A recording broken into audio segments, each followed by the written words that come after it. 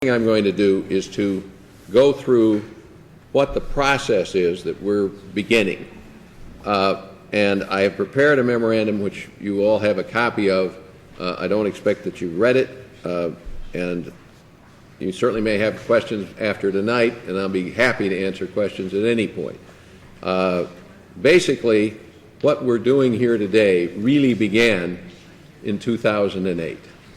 And at that time, the county, and those of you who were on the board, a number of you were on the board at that time, were aware of the discussions which were begun and presentations which were made, and the purpose of that was to cover about, well, half of what we're doing today. That is, it was to cover the unfunded VEBA liability, that is, for retirees' health care.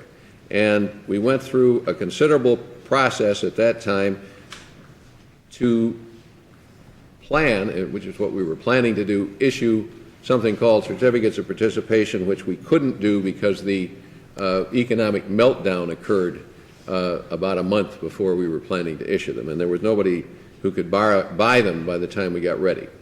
The purpose of doing that was to follow the lead of Oakland County that in fact had done it a year earlier, and both Oakland and Washtenaw only were reluctant participants in that type of a borrowing situation because these were an unusual obligation and we were much more anxious to issue bonds.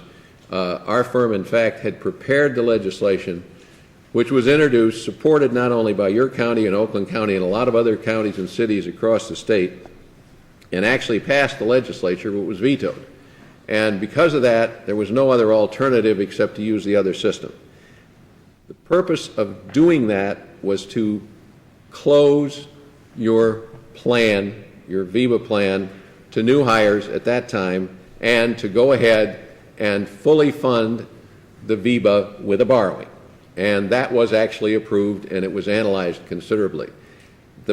What we're doing today involves exactly the same thing, except that we're now proposing to issue a bond issue because the Michigan legislature finally approved essentially the legislation which had been proposed back in 2006, actually, and was finally passed in 2012, which permits that sort of borrowing.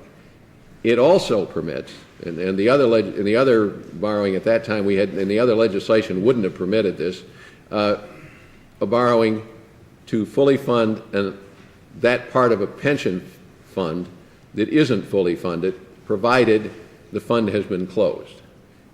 You have done that. When we started discussing this back in November, which is when our firm was asked to come out and begin working on this, at that time that had not occurred, so you wouldn't have been eligible to do it. So we started and we prepared a memorandum which you all received and which was passed out at a working session in February discussing that. We didn't discuss the pension because you weren't eligible to do it then. Since that time, we have spent a lot of time working with the administration and consultants that you have asked to help on this project, including your financial consultant, Municipal Finance Commission Incorporated, and MFCI has worked with us on preparing these various schedules. They did the financial stuff. Our firm did the legal stuff. I'm going to go through all of the steps that are required legally. I'll go through that, and when I get through with that, then I'm going to give you an opportunity to ask questions about any of those. Then I'm going to take up two sets of questions, one of which was given to me, and I don't know, maybe a week or 10 days ago, another one which came in after that, and I have addressed both of those also. I will take each one of those separately and let you ask any questions about each of those questions if you want to, or my answers, if you will.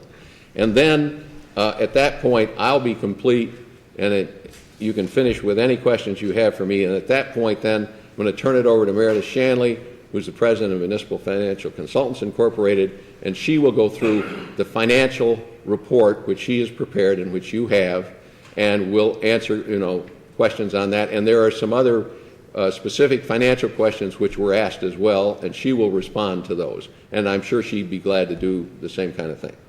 Let me just start then with the steps which are necessary. The process that we're going through is considerable. This is a brand new type of borrowing. No one has ever issued these obligations before in Michigan because they weren't permitted to be issued until a law was passed and signed last October. As of right now, nobody has yet had approval from the Michigan Department of Treasury. That's required. You cannot issue these obligations without their specific approval.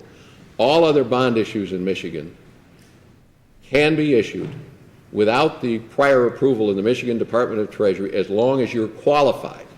And the way you get qualified is you file annually a financial report, a certified financial report. This was changed in actually 1982. I participated in the drafting of the legislation. Before 1982, the only way municipalities could borrow money was to apply for prior approval of the Michigan Department of Treasury. And they said that if you've got good credit, we don't want to see you, we'll let you do it. If you don't have good credit, that is, if you can't balance your budget, because in order to be qualified, you have to balance your budget, or as we've discussed today, have a plan to make sure you're going to do it. And from that point on, as long as you had good credit, and your county has been qualified on all bond issues ever since then, and note issues of any kind, you go ahead and do it. That is not the case with this issue, because this is a new type of issue. The state law does not permit you or anybody else to borrow under this law unless you first go through a whole series of steps. I'm going to go through those right now. The first thing you must do is you have to approve a notice of intent to issue the bonds. You do that every time you issue a bond issue, a capital improvement bond issue. You've issued a lot of those. A building authority bond issue. You've issued a lot of those. The only bonds that you issue that don't require, and actually you don't issue them, the Drain Commissioner, the Water Resources Commissioner actually issues bonds which don't require a notice of intent. It's a different statute there. But whenever the county borrows, you have to have a notice of intent. Under the DPW Act, you do not have to. So the county itself always has to do that. Once you put that notice of intent in the newspaper, the voters then are given a 45-day period to circulate petitions and request a vote if they choose, and they can do that. The second step is the approval of a bond resolution. That bond resolution can be approved at the same time the notice of intent is approved, and in fact, the proposed timetable, which incidentally is attached to what I've handed out, assumes at the moment that you will in fact do that. That bond resolution, which you will receive, it's not done yet because we're going to wait until everybody has an opportunity to ask all the questions, and if there are certain things that somebody wants in there, they say, well, you better do that or we're not going to vote for it. That's why we're taking a little time to go over this with you in advance. That hasn't been finalized yet. The current plan is that that bond resolution, even though it will be approved in June, will not take effect until later, and I'll explain when as I go through the steps. The third thing that has to happen, and this is in process right now, you have two separate entities. You have what's called a VEBA board and a WERS pension board. Those are two separate entities, and there are different people on them, incidentally. Each of those boards must receive from the actuaries who work for the boards, not for the county, although you do pay for it, I'm sure. They work for the boards, and they have to receive an actuarial report each year. And that report is based on December 31st of 2012 in this particular case. They're working on it right now. They are not ready to report yet. If they were, we'd have their report and we'd be asking you to look at that and we'd make final recommendations as to amounts. We can't do that. We have no way to do that.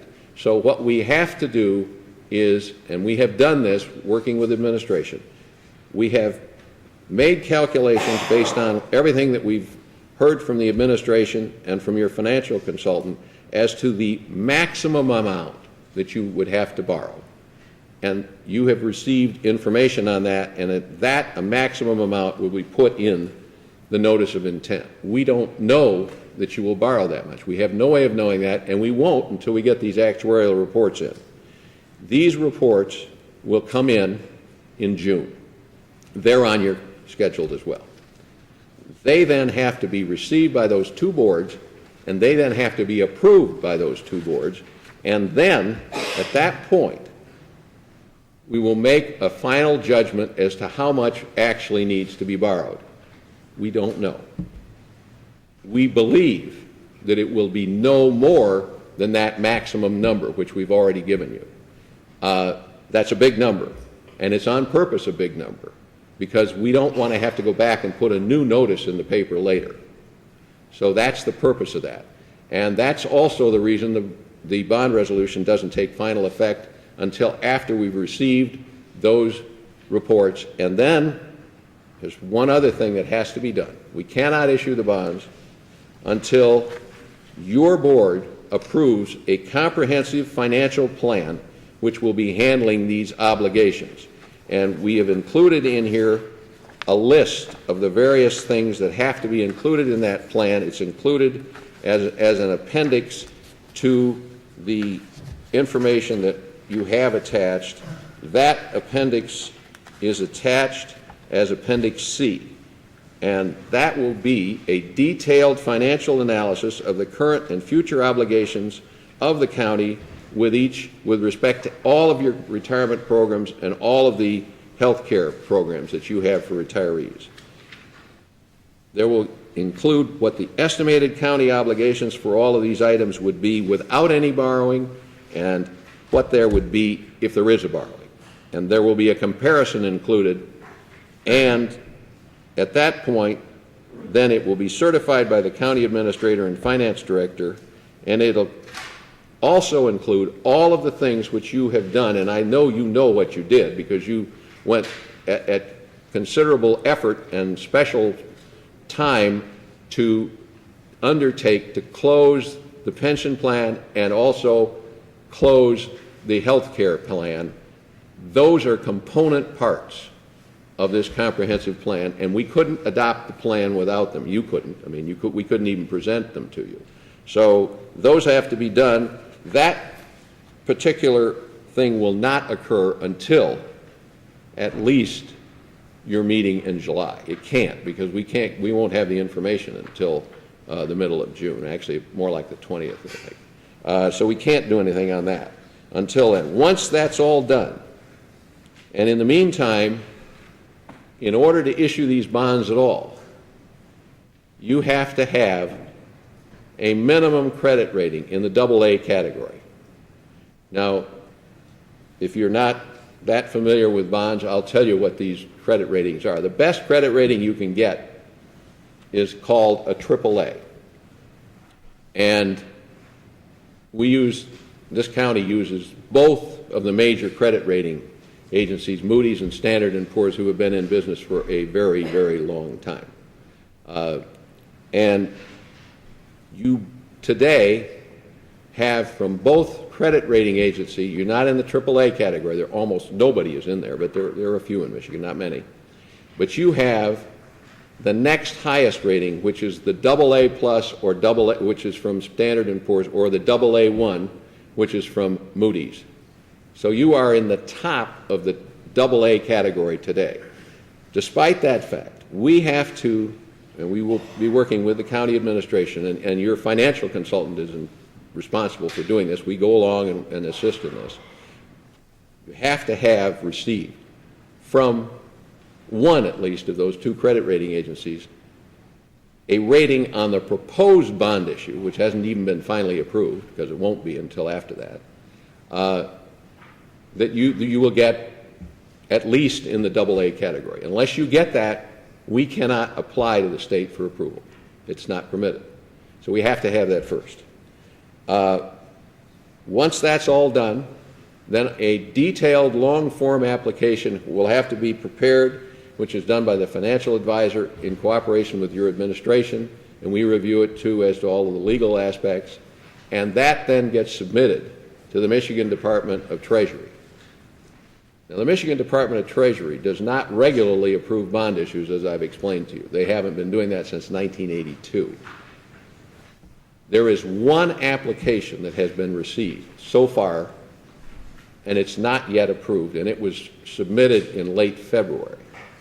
So we were estimating, and on your schedule you can see when we talked about when we hoped we'd be able to sell the bonds, we were estimating that it would take them 2 months.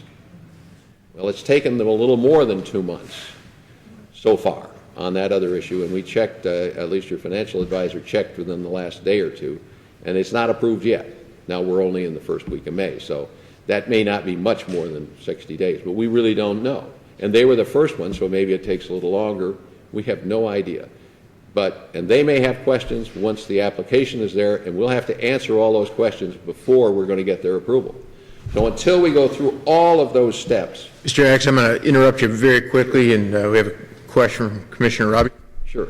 Oh, sorry, I didn't mean to interrupt. I was going to wait till the end, but since we're here, the first people to go for this bond issue, Saginaw County. Saginaw County. Okay, thank you. We know there are other municipalities that are in the process of doing this. They just haven't gotten their applications yet to Lansing, because we checked this week. Okay, thank you. Thank you. The only other entity that has taken official action, and they've already done it, is Oakland County. They actually approved a refunding of their COP issue last November. But because their COPs aren't callable until next April, they haven't issued anything yet, and they won't be issuing until they go through the same step, and they aren't ready, so they haven't applied yet. It's also important for you to know that the more people that apply, the slower probably the process will be. We just don't know, because the state government, much like your government, in the last 6 or 8 years, is downsized. I mean, there aren't as many people, and so they can only work as hard as the people are there to do the work. So we don't know how long this will all take. All we can do right now is estimate. The document that has to be filed with the state includes a certified copy of the notice of intent resolution, which you will have approved by then, a certified copy of the bond resolution, which will be approved by then, a certified copy of a resolution called the continuing disclosure resolution. And what that is that you promised whoever buys the bonds, you will give them financial information annually so as to comply with the Securities and Exchange Commission rules. A copy of the notice of intent that has been published in the newspaper, and an affidavit from the county clerk that the 45-day referendum period has expired and there have been no petition filed. A certified copy of the resolution adopted by your board approving the comprehensive financial plan, and the letter, which will have to be obtained from Moody's or Standard & Poor's, or if we have them both, from both of them, that you're in the double gate category. At that point, it's ready to be filed. It'll have to be prepared, of course. And at that point, we will already then have a number. So before you approve the comprehensive plan, you will know exactly what we propose and what the county will have to borrow. And yes, go ahead.